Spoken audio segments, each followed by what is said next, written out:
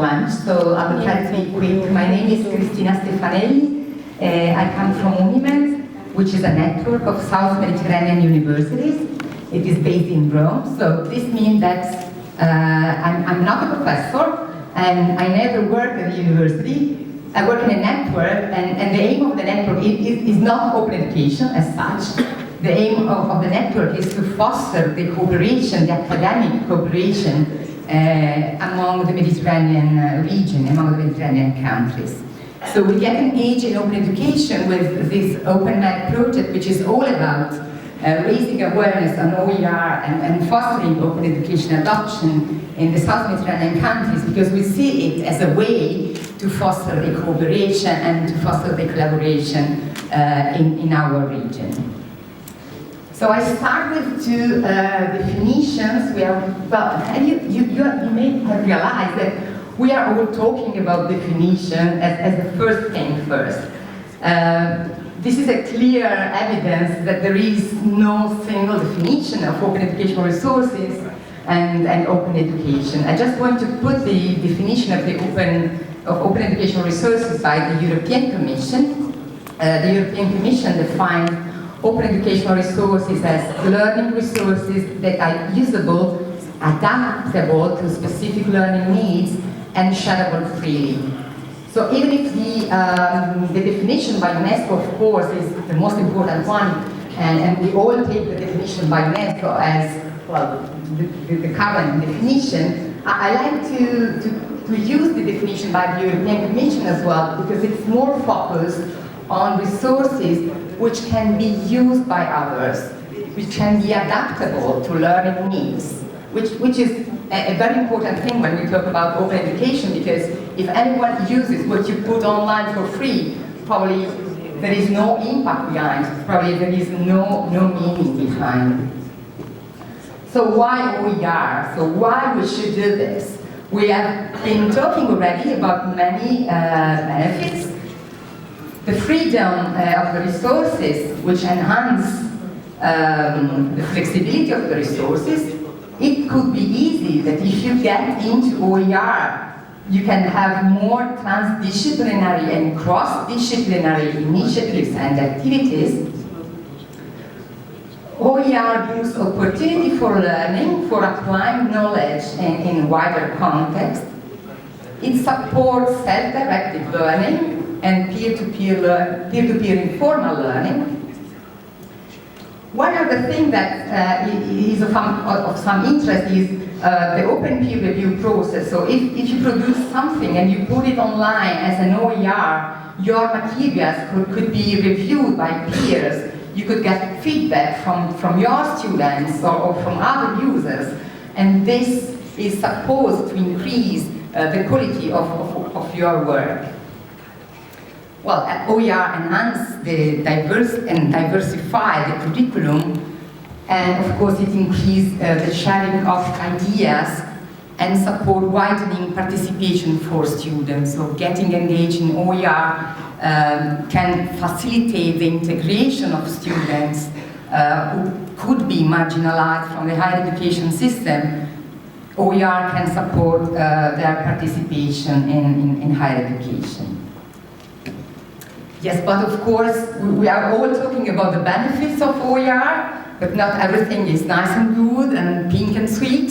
There are also many criticisms. I like your question about business model, because this is super relevant. The main criticism is indeed about, are OER sustainable, both from a practical and economical point of view? Many projects dealing with OER requires startup resources, so you cannot just go online and free and just be open without a plan, without resources allocated by the university to start up your initiative. One other important thing, which is not a criticism, but something that we need to be aware of, is that content that you find need to be interculturally localized and adapted. So if you find resources which are great and has been introduced by the MIT, this is fantastic, but then you need to contextualize those resources in your local context both from a content and epistemological point of view. So this requires a cultural adaptation, not only the technical adaptation that can be right to left, which is basically just nothing. One other criticism that I can say is that probably the OER movement itself is a little bit fragmented and not sufficiently documented, so we probably need more report or more documentation about the impact, the real impact of the open education OER movement. Teachers who get into OER sometimes are not rewarded by the system for their efforts, so it requires efforts to produce OER or even to reuse and contextualize, and many times the institutions do not recognize it. Many times the institutions do not put money or incentives for those teachers and champions. And some institutions are also concerned about just giving away. If the idea is just putting contents online for free, this is probably a concern for some institutions, because just being open, just giving away as such has probably no meaning if there is no strategy behind. And OER as such is probably a static vision on knowledge. So I hope you like also to talk about the criticism about OER. I'm an OER enthusiast, but we need to be aware that there are critics as well. What we do in our OpenEd project and practices is to talk a little bit more about open educational practices instead of resources. The terms of open educational practices is defined by the International Council for Open and Distance Education as practices which support the production, use, reuse of high-quality OER through institutional policies, which promote innovative pedagogical models and respect and empower learners as co-producer of their lifelong learning path. So open educational practices has to do with the whole OER governance community, policymakers, managers, administrators, educators, educational professionals, and learners. As Andrea mentioned before, in order to be engaged in OER projects which succeed, I think we need, but we all think we need to combine bottom-up approach with top-down approaches. So initiatives which come from champions together with the involvement of policymakers and the governance of the university to have those strategies in place. So I've seen, well, so why an institutional strategy? As I was mentioning before, we need both the bottom-up approach of educators and the top-down approach of the managers of the universities. I've seen, this is probably in Italy, I don't know if in any country it is like this. There's a kind of MOOC mania or MOOC hysteria. Vice rectors and rectors, at least in Italy, they want their MOOC because it's trendy, because there are so many MOOCs and they want their own. So there are many ways for doing this, even if having a MOOC does not mean that you are engaged in open education.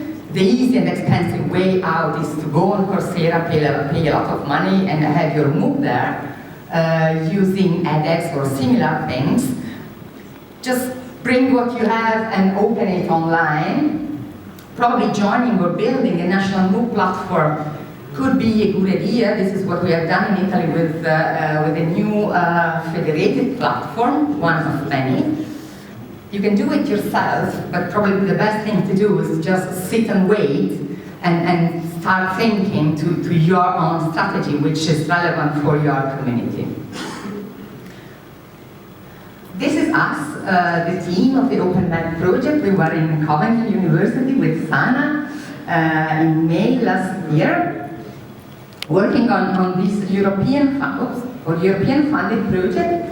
The name of the project is a bottom-up approach for opening up education in South Mediterranean countries, and it's funded by the Erasmus Plus Capacity Building Project for Higher Education for 3 years.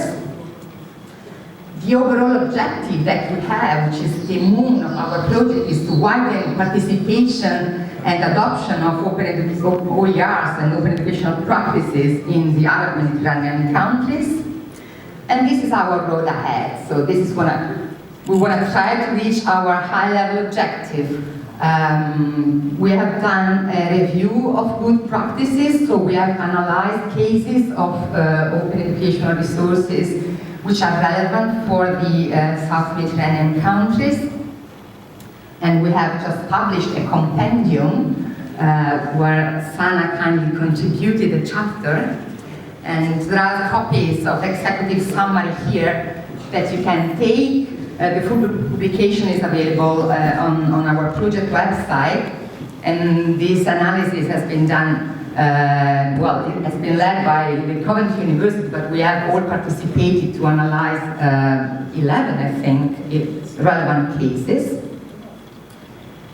Based on this experience, because the European partners also needed to learn more about what's going on in the South Mediterranean countries. So based on this experience, we are trying to define a high-level strategy for opening up education in South Mediterranean countries, which will hopefully inform or support or inspire universities to define their own action plans. So these are some of the cases which are part of the compendium. We will learn more about that in the afternoon, so I'm happy that we can have some discussion with them. We have also included in the analysis interviews with experts. Again, Sana is among the experts. And what we are doing now is to try to structure this shared agenda for opening up education. I don't want to go through all the points of the agenda, but I just want to use 1 minute to say what is next for you within this project. We will do a pretty wide consultation. Well, we will not organize big seminars like this one, but more small conversations in Cairo, Marrakesh, in Bir Zayed and Amman. So if it happens that you want to join those workshops, you will be more than welcome. Those workshops are aimed at discussing the high-level strategy and see if we are on the right track. We will also run an online consultation in order to feed the definition of action plans by university. The training course will take place next year from October to February 2018. There will be a face-to-face week in Italy hosted by the Politecnico di Torino and 80 hours online. So you are also welcome to participate in the training course. This is the syllabus, more or less, which go from understanding OER, defining, aligning, identifying OER, repurposing, that is probably one of the most important things, how to create OER from scratch, how to implement OERs for action, and how to get engaged in the OER community. So we would be very welcome to have you on board, so join us. There are all the email addresses on the OpenMed postcard and compendium. Cheers to OERs, and thanks for your attention.